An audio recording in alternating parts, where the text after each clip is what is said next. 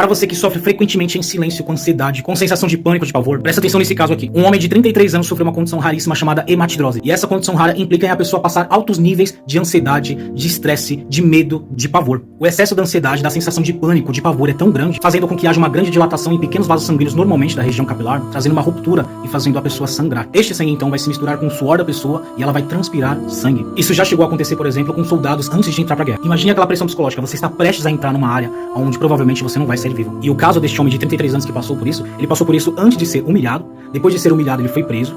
Na prisão ele foi humilhado. Depois de ter sido humilhado na prisão, ele foi torturado. Enquanto ele era torturado, ele era humilhado. E depois disso, ele foi morto sendo humilhado. O nome deste homem é Jesus Cristo.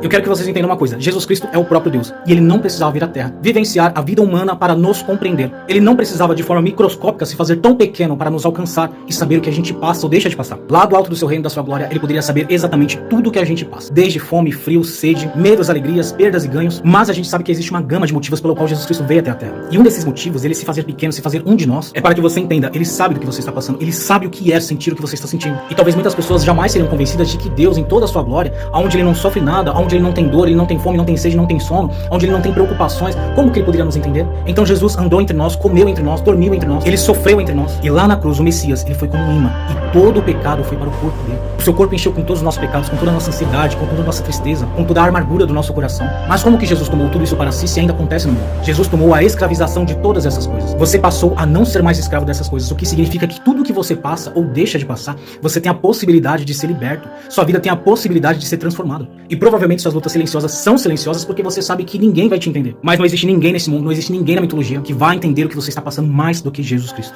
A definição da distância entre Cristo e nós, entre a libertação e os tormentos, está medido pelos seus passos. Você define o quão próximo você quer o seu relacionamento com Jesus Cristo. Porque Cristo e Deus continuam no mesmo lugar. Somos nós que nos afastamos de Deus e de Cristo com os nossos pecados, com os nossos medos, com a nossa falta de fé. Tem muita coisa que a gente não precisa viver carregando, mas que infelizmente a gente continua carregando esses problemas, continua carregando essas dores, pela definição dos nossos passos para a mudança. Pelo quanto a gente está disposto a sofrer pela mudança, a sofrer pela evolução, a sofrer pela proximidade de Cristo. Essa luta que você está passando silenciosa e você sente que não tem ninguém do seu lado, que você está só. Jesus está do seu lado. E ele sofre por te ver assim. Mas temos que entender que cabe nós agirmos para que a nossa vida mude. Porque após o sacrifício de Cristo passou a existir uma saída para tudo. Existe uma porta para tudo.